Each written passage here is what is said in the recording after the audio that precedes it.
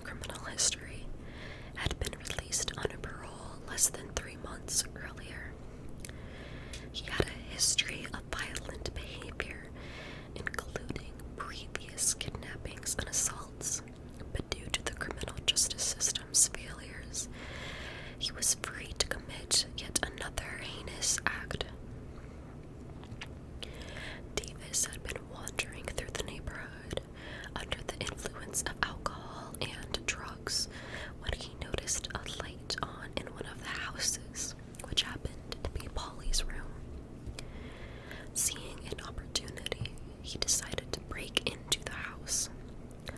The Klaas home was not equipped with a security system, and like many homes in Petaluma, the doors were often left unlocked, a testament to the town's sense of security. At approximately 10:30 p.m., Davis entered the Klaas home through the unlocked front door. The house was quiet, as Eve and Annie were asleep in their respective rooms. Polly and her friends, unaware of the intruder, continued their game of dress-up in Polly's room. Davis made his way silently throughout the house, eventually arriving at Polly's bedroom door. When he entered the room, the girls initially thought it was a joke or some kind of prank. However, it quickly became clear that it was not a game. Davis was holding a knife, and his intentions were unmistakably sinister. The girls were frozen in fear as Davis ordered them to lie face down on the floor. He told them to be quiet or he would kill them. Polly's friends, Kate and Jillian, obeyed his orders, trembling with fear as they lay on the floor. Davis then used strips of cloth to bind their hands behind their backs and gag them. The terror and confusion in the room was palpable as the girls struggled to comprehend what was happening. After securing Polly's friends, Davis turned his attention to Polly. He forced her to her feet and told her to come with him. Terrified but compliant, I can't speak today, she did as she was told. Davis warned the other girls to stay quiet and to not call out for help, threatening that he would come back and harm them if they did. With Polly in his grasp, Davis led her out of the room and out of her home. The time was around 11 p.m. when he left the Klaas home with Polly, disappearing into the night.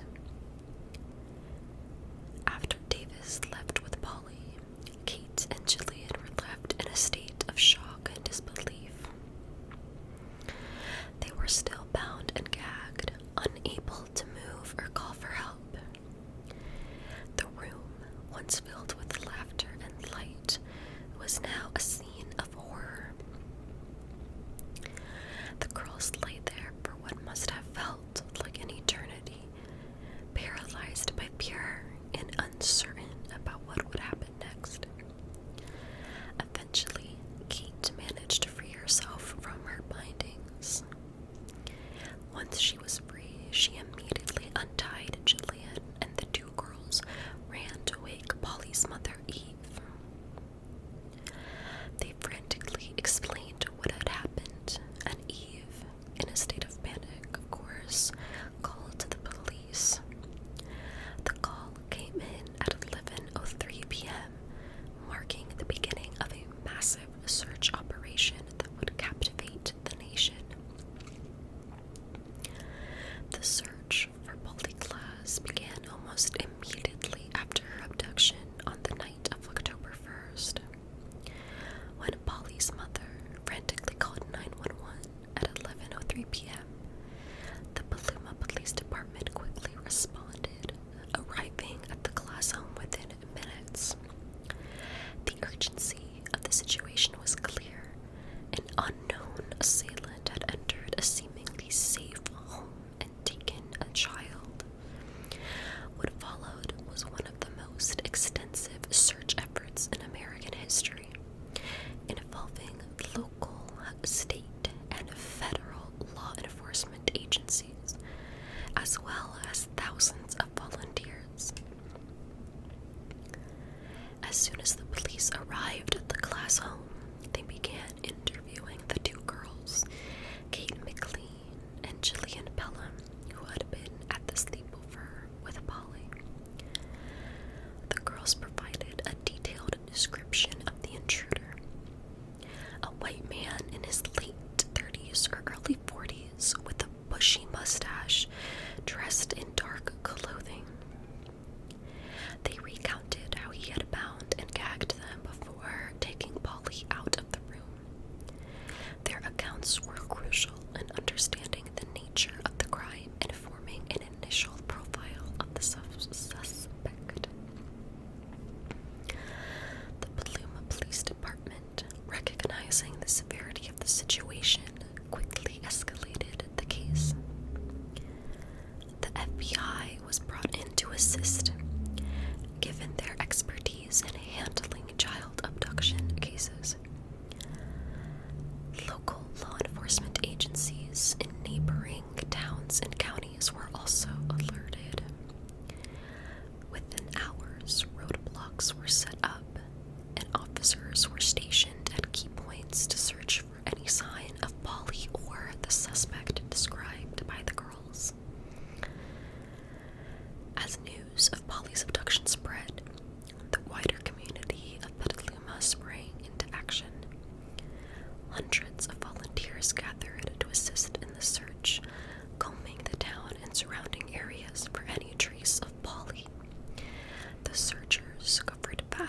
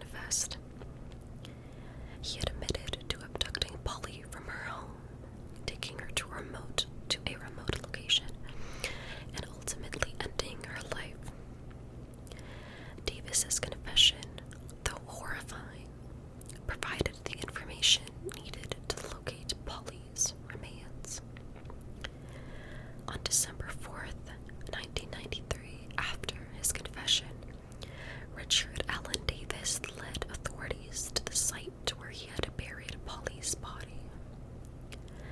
The location was in a remote, wooded area off Highway 101 near Cloverdale, about 30 miles from Polly's home in Petaluma. The area was secluded, making it an ideal location for Davis to hide his crime. When investigators arrived at the site, they found Polly's body in a shallow grave covered with dirt and debris. The state of her remains indicated that she had been killed shortly after her abduction. The exact details of her death were disturbing.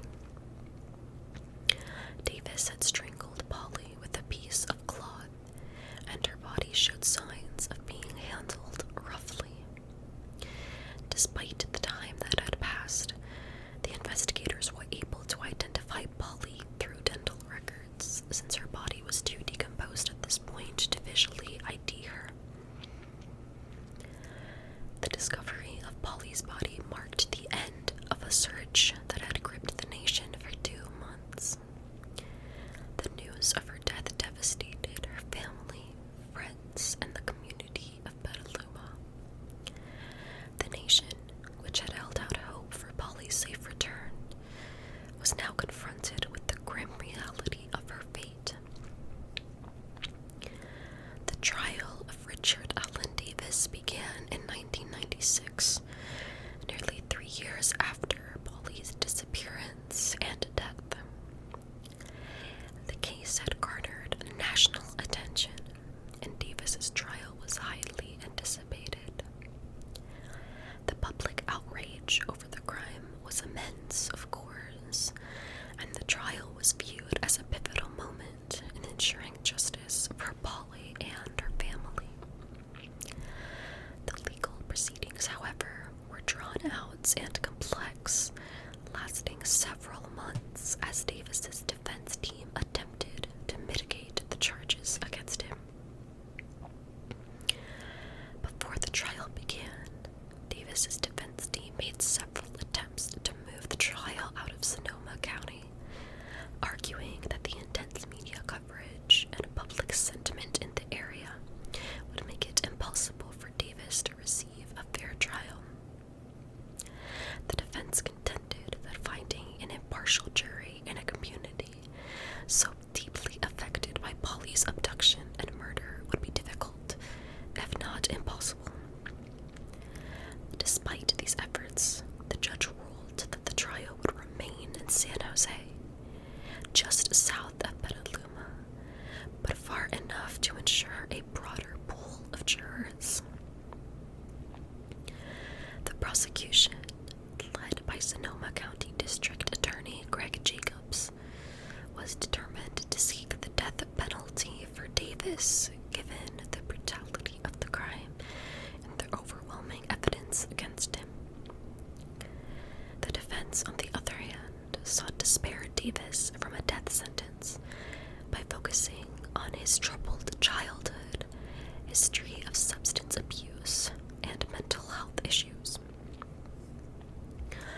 One of the most shocking moments of the trial came on August 5th, 1996, when Richard Allen Davis made a brief but appalling outburst during the sentencing phase.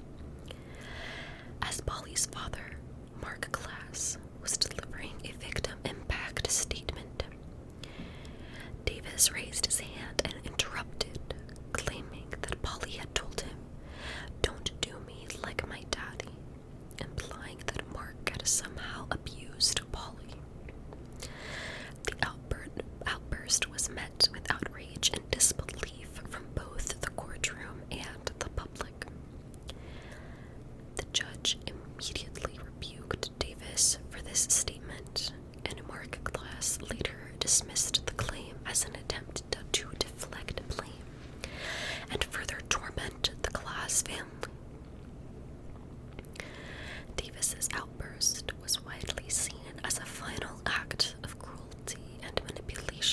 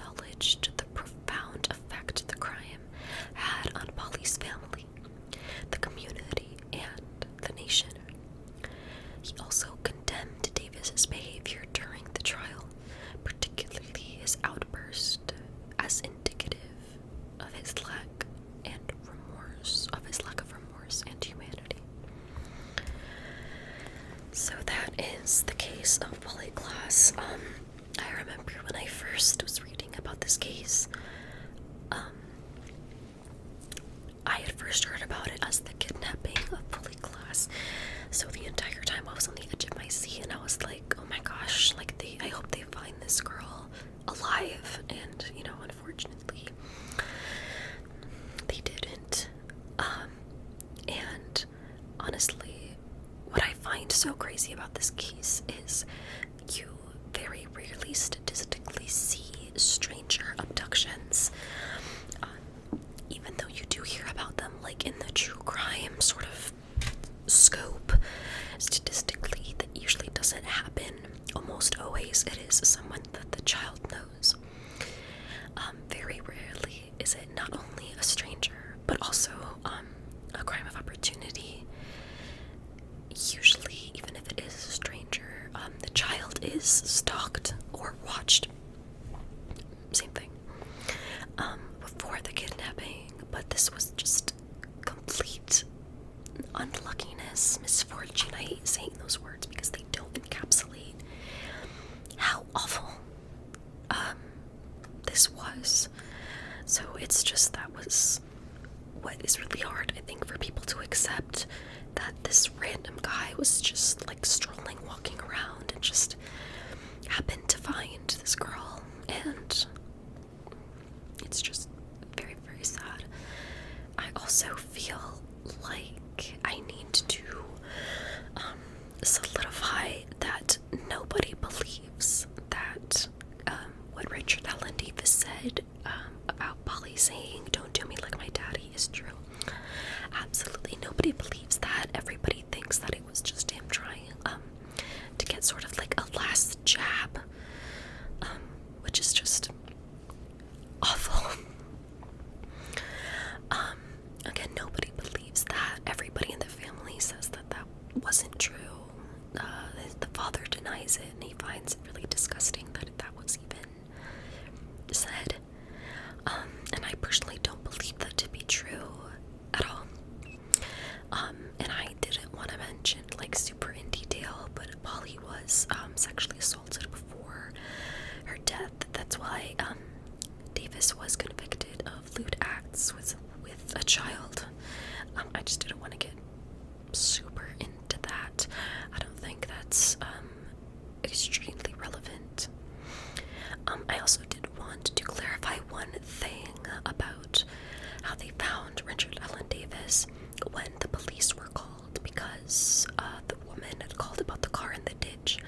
The police officer actually did speak to Davis while Polly was in the car, which is actually insane. And the police, like, took down his name and everything, but then let him go. He was technically trespassing, but he was like, oh, my car, you know, fell into the ditch, which was true. And he just let him go, and then when they sort of made that connection, that was how they ended up finding him. However, a lot of people do think that it's kind of insane that they didn't make that connection initially. Some random man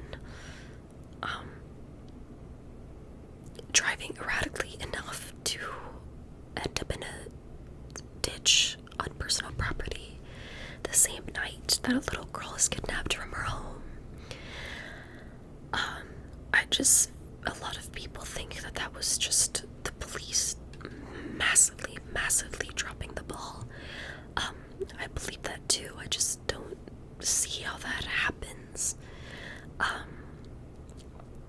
don't know if it would have changed anything if they had realized it sooner. I doubt that it would have, as Polly was killed the night that she was taken. And I can't imagine also the survivor's guilt of those friends who were in there with her. I can't even begin to imagine that. I remember reading about how the interrogation process afterwards was almost just as traumatizing for them as what had happened, because they were being so heavily scrutinized, and they were 12-year-old girls, and they were also, you know, victims, of course.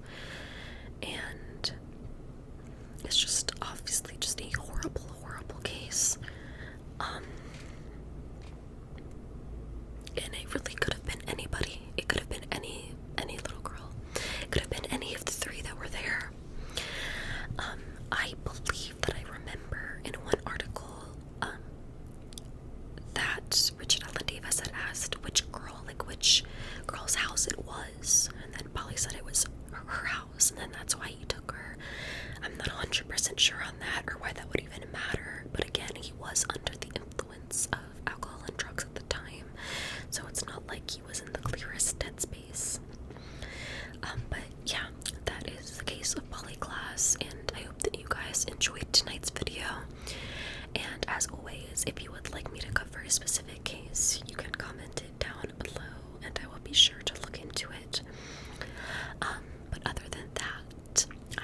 that I see you guys in the next one.